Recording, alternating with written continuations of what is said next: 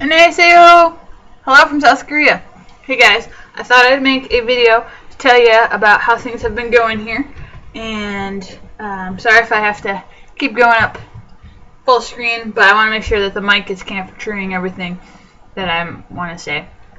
I'm here in Joshua at Korea University-Sejong Campus.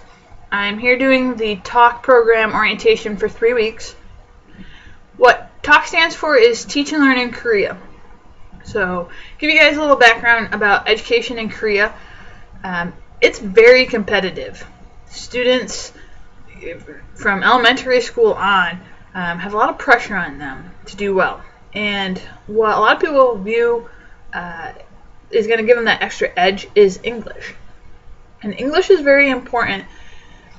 They have it just as important as math, science, history as part of their curriculum. So starting in 3rd grade, students are learning it during the day. Well, for many parents, that's not good enough. They want their students to know more, and the Korean government supports that. So in many of the cities, you're going to see what are called hagwons, which are private schools. So we'll go to school all day long, and then they'll go to these private schools all afternoon and pretty late at night. They'll go to like 9 or 10 at night, just getting this supplemental information. I feel bad for the little kids. But if you're out in the rural areas, either they don't have hagwons or your family doesn't make enough money to send you to the one. So the Ministry of Education, that is part of the South Korean government, wants to support these students that live in the rural areas by giving them after-school instruction in English so that they don't fall too far behind their peers that live in the other areas. And so that's where the talk program comes in, is that we come in and we teach these after-school programs, the supplemental English, to kind of boost what the kids learn and know. So that's where our placements will be. Because it's so serious, we have a pretty intense training schedule. Not nearly as much as some of the Korean students, but we do go to class all day long. We have breaks for the meals, and at night we're usually done by like 8, and then we start to do homework and such. But we learn everything from lesson planning, classroom management, kind of the core teacher skills, because a lot of us are coming without any teaching experience. Our book, this is just for our cohort in the spring. It's pretty, it's got a lot of information in there, and we've been going through it each day. Everything's very organized. Talk program, it's got its stuff together, so that's cool. In addition to all of the content-based classes that we're taking, we take a lot of cultural classes as well, so that we understand the cultural differences. We get to do fun things like play the flute. This is actually called the danso. I'm not good at it at all. They're usually made out of bamboo, but mine's made out of plastic, and I sound like a wounded duck dying slowly from eating too much kimchi or something. We made little paper dolls. We learn Korean.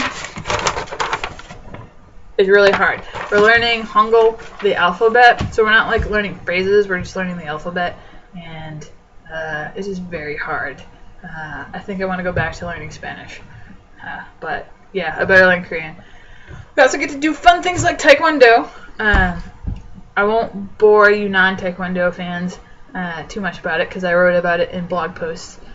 But we got to see a demonstration team during our opening ceremony, and then we also got to do Taekwondo, which, I've always wanted to do Taekwondo in South Korea, so life dream right there. Pretty cool. We have different optional... We go to school Monday through Saturday, but there are optional field trips on Sundays, and optional activities. Like today I came from a cooking class this morning. We learned how to make dumplings. Here's an example dumpling I made. Not too bad, right?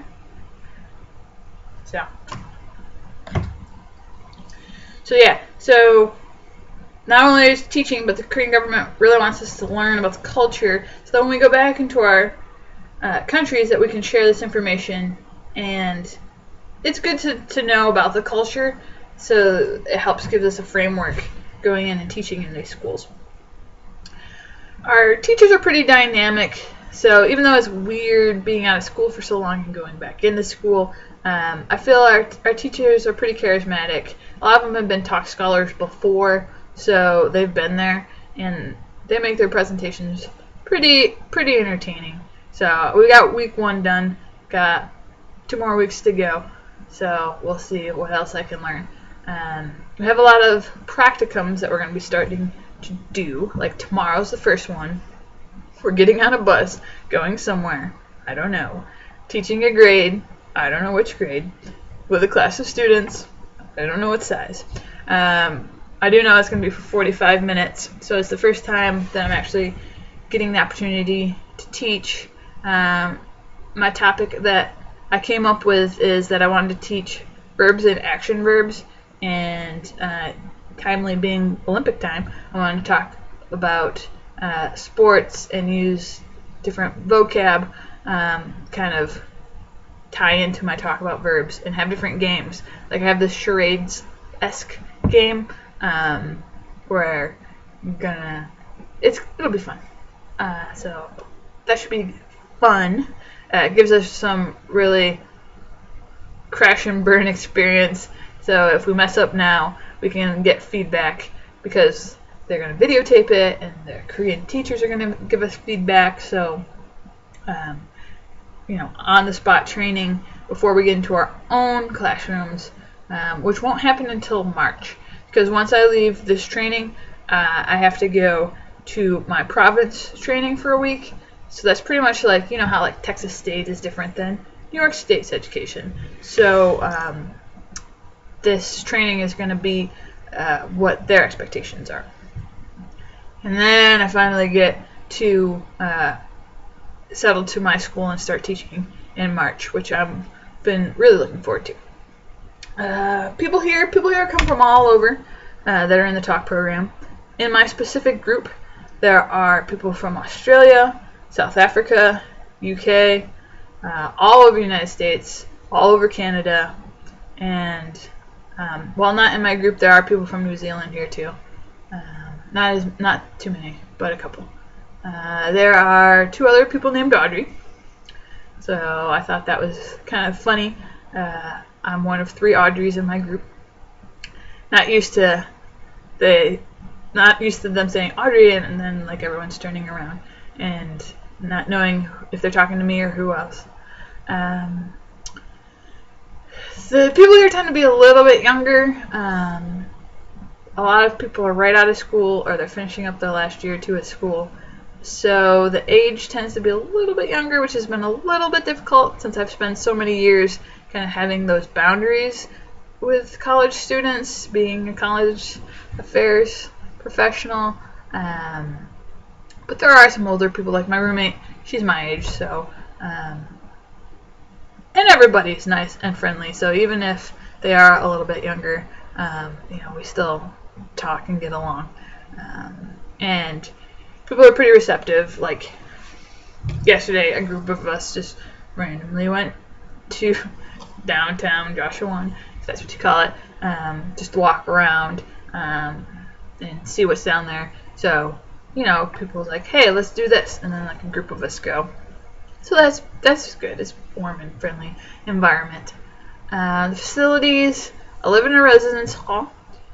So after being over residence hall for so long, it's weird to be on the other side. But we're in class all day, so it's not like we spend a lot of time here. So it's been fine. Speaking of halls, I wore my hall t-shirt, go be a mage, to give a shout out to my Brontos. The residence halls are kind of hot They look like your standard residence hall, although they just kind of have this alcove for your shower.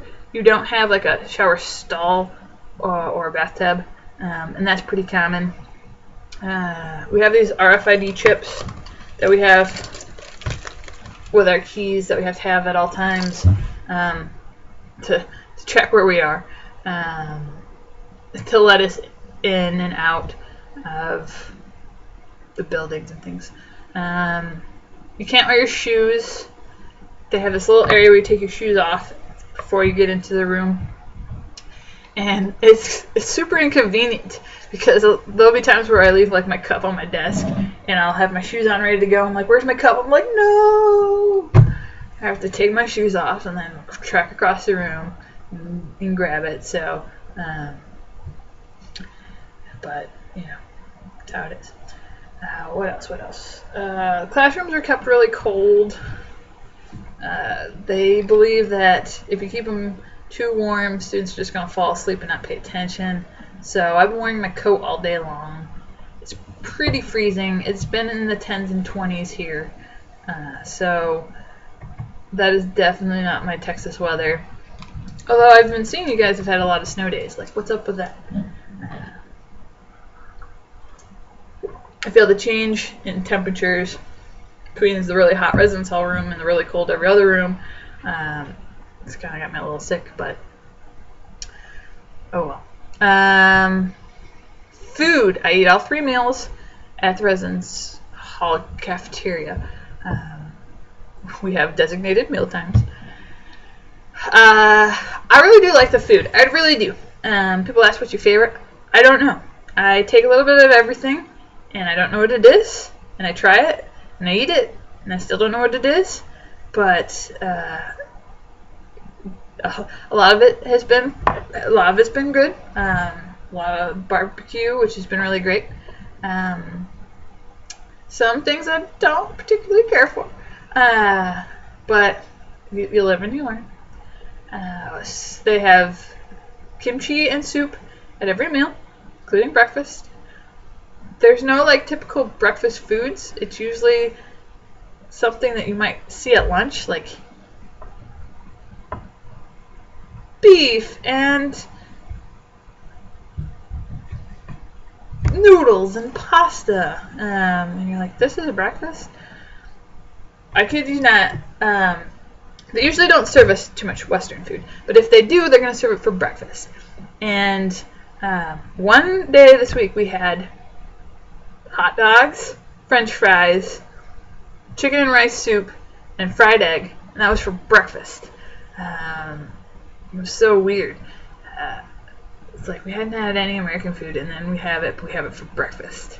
So it didn't really make sense. But the food's been pretty good. Tried some interesting things. What else? I think I've talked about everything. You're not going to see 10 million pictures from me because my camera's broken. Yeah, I have to figure out what I'm going to do about that. Which is super unfortunate. So if you do see me posting pictures, it's because I've either taken it on webcam or I've stolen someone else's picture. So, yeah. But I'm trying to fix that super quick because I feel like I'm missing out on things. What else? I guess that's it. I've been a little homesick last week, so it really helps when you guys send emails or Facebook messages. I feel I'm in a better groove now, but still, it's always good to hear from people. Remember, I left everybody, so getting little messages here and there makes me happy. Yeah, so I plan to do some more blog writing. Audrey in Korea.blogspot.com. So, you know, the day-to-day stuff. If you want to read more, there you go. And that's it. So if you have any questions, shoot me questions. You might. I'll respond to you, whether it be in the video or in an email or Facebook. So, all right. Miss you guys. 안녕하세요.